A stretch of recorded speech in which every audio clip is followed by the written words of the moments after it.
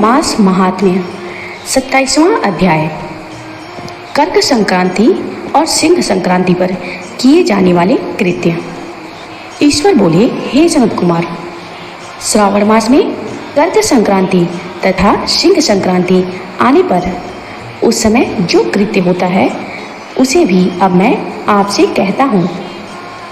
कर्क संक्रांति तथा सिंह संक्रांति के बीच की अवधि में सभी नदियाँ रजस्वला रहती हैं, अतः समुद्रगामिनी नदियों को छोड़कर उन सभी में स्नान नहीं करना चाहिए।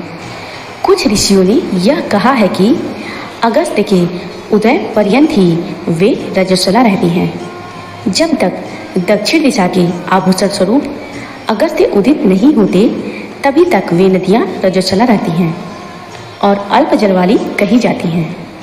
जो नदियाँ पृथ्वी पर ग्रीष्म ऋतु में सूख जाती हैं, वर्षा काल में जब तक 10 दिन न बीत जाए तब तक उसमें स्नान नहीं करना चाहिए। जिन नदियों की गति स्वतः 8000 धनुष 32,000 हाथ तक नहीं हो जाती, तब तक वे नदी शब्द की संज्ञा वाली नहीं होती, अपितु वे गर्त गड्ढा कही जाती हैं। कर्क संक्रांति के प्रारंभ में 3 दिन तक महानदियाँ रजस्वला रहती हैं। वे स्त्रियों की भांति चौथे दिन शुद्ध हो जाती हैं। ईश्वर बोले, हे मुने, अब मैं महानदियों को बताऊंगा, आप सावधान होकर सुनिए। गोदावरी, भीमरथी, तुंगभद्रा, वेणिका, तापी, पयोष्णी, ये 6 नदियाँ विंध्य के दक्षिण में कही गई हैं। भागीरथी, नर्मदा, यमुना, सरस्वती, विशोका, वितस्ता, ये 6 नदियाँ विंध्य के उत्तर में भी हैं। ये 12 नदियाँ दिवसीय क्षेत्र से उत्पन्न हुई हैं। ईश्वर बोले, हे मुने, देविका, कावेरी, वंजरा, कृष्णा, ये महानदियाँ कर्क संक्रमण के प्रारंभ में 1 दिन तक ही रजस्वला रहती है। गौतमी नामक नदी कर्क संक्रमण होने पर 3 दिनों तक रजस्वला रहती है। चंद्रभागा, सती, सिंधु, सरयू, नर्मदा, गंगा, यमुना, प्लक्षजाला, सरस्वती, ये जो नद संज्ञा वाली नदियां हैं वे रजो दोष युक्त नहीं होती हैं। शोण, सिंधु, हिरण्य, कोकिल, आहित, घर घर और सतद्रु, ये 7 नदियाँ पवित्र कहे गए हैं। धर्म, द्रवमयी गंगा, पवित्र यमुना तथा सरस्वती, ये नदियाँ गुप्त रजोदोष वाली होती हैं, अतः ये सभी अवस्थाओं में निर्मल रहती हैं। जल का यह रजोदोष नदी तट पर रहने वालों को नहीं होता है। रजोधर्म से दूषित जल भी गंगा जल से पवित्र हो जाता है।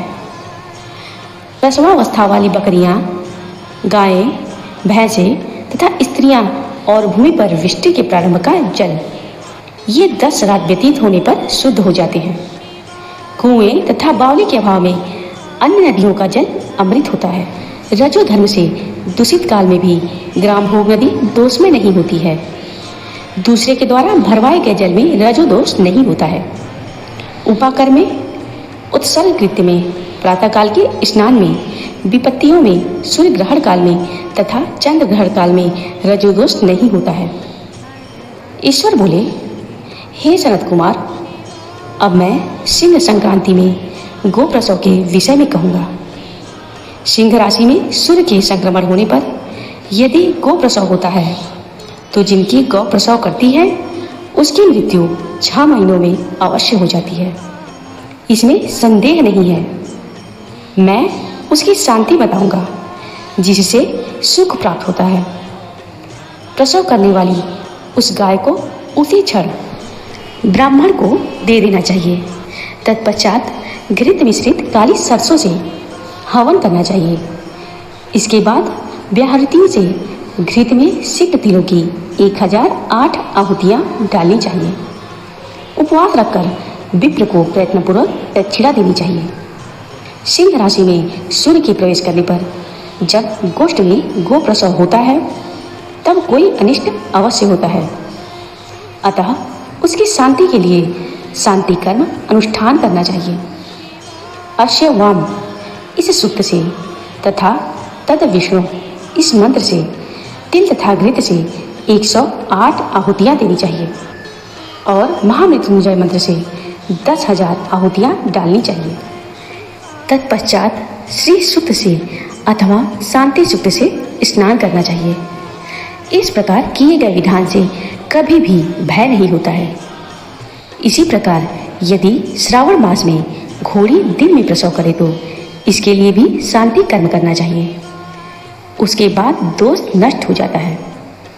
ईश्वर बोले, हे सनत कुमार, अब मैं कर्क संक्रांति में, सिंह संक्रांति में तथा श्रावण मास में किए जाने वाले शुभप्रद दान का वर्णन करूंगा। सूर्य के कर्क राशि में स्थित होने पर घृत धेनु का दान और सिंह राशि में स्थित होने पर स्वर्ण सहित छत्र का दान श्रेष्ठ कहा जाता है तथा श्रावण मास में वस्त्र का दान अति श्रेष्ठ फल देने वाला कहा गया है। भगवान श्रीधर की प्रसन्नता के लिए श्रावण मास में घृत कुंभ, घृत धेनु तथा फल विद्वान ब्राह्मण को प्रदान करने चाहिए। मेरी प्रसन्नता के लिए श्रावण मास में किए जाने वाले दान अन्य मासों के दानों की अपेक्षा अधिक अच्छे फल देने वाले होते हैं। 12 महीनों में इसके समान अन्य मास मुझको प्रिय नहीं है। जब श्रावण मास आने को होता है तब मैं उसकी प्रतीक्षा करता हूँ। जो मनुष्य इस मास में व्रत करता है वह मुझको परम प्रिय होता है, क्योंकि चंद्रमा ब्राह्मणों के राजा हैं, सूर्य सभी के प्रत्यक्ष देवता हैं। ये दोनों मेरे नेत्र हैं। कर्क तथा सिंह की दोनों संक्रांतियाँ जिस मास में पड़े उससे बढ़कर किसका महात्म्य होगा। जो मनुष्य इस श्रावण मास में पूरे महीने प्रातः काल स्नान करता है वह 12 महीने के प्रातः स्नान का फल प्राप्त करता है। यदि मनुष्य श्रावण मास में प्रातः स्नान नहीं करता है तो 12 मास में उसका किया हुआ स्नान निष्फल हो जाता है। सनत कुमार बोले, हे महादेव, हे दया सिंधु, मैं श्रावण मास में उषा काल में प्रातः स्नान करूंगा। हे प्रभु, मुझको विघ्न रहित कीजिए। प्रातः स्नान करके शिव जी की विधिवत पूजा करके श्रावण मास की सत्कथा का प्रतिदिन भक्तिपूर्वक श्रवण करना चाहिए। मनुष्य को चाहिए कि इसी प्रकार इस मास को व्यतीत करे। अन्य मासों की प्रवृत्ति पूर्णमासी की प्रतिपदा से होती है, किंतु इस मास की प्रवृत्ति अमावस्या की प्रतिपदा से होती है। श्रावण मास की कथा के महात्म्य का वर्णन भला कौन कर सकता है। इस मास में व्रत, स्नान, कथा श्रवण आदि से जो 7 प्रकार की बंध्या स्त्री होती है वह भी सुंदर पुत्र प्राप्त करती है। विद्या चाहने वाला विद्या प्राप्त करता है, बल की कामना करने वाले को बल मिल जाता है, रोगी आरोग्य हो जाता है, बंधन में पड़ा हुआ व्यक्ति बंधन से छूट जाता है, धन का अभिलाषी धन की प्राप्ति कर लेता है, धर्म के प्रति मनुष्य का अनुराग हो जाता है और भार्या की कामना करने वाला उत्तम भार्या को प्राप्त करता है। हे मानव, अधिक कहने से क्या प्रयोजन। मनुष्य जो जो चाहता है उसको प्राप्त कर लेता है, इसमें तनिक भी संदेह नहीं है और मृत्यु के अनंतर मेरे लोक को प्राप्त होकर मेरे सानिध्य में आनंद प्राप्त करता है।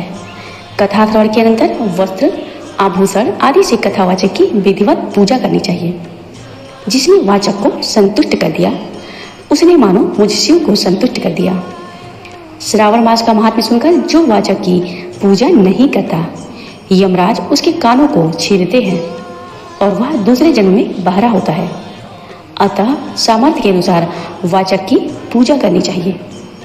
जो मनुष्य उत्तम भक्ति के साथ इस श्रावण मास महात्म्य का पाठ करता है अथवा श्रवण करता है अथवा दूसरों को सुनाता है उसको अनंत पुण्य प्राप्त होता है। श्री शिवाय नमस्तुभ्यम, श्री शिवाय नमस्तुभ्यम। अगर कथा पसंद आ रही हो तो मेरे चैनल को लाइक व सब्सक्राइब करना न भूलें। धन्यवाद।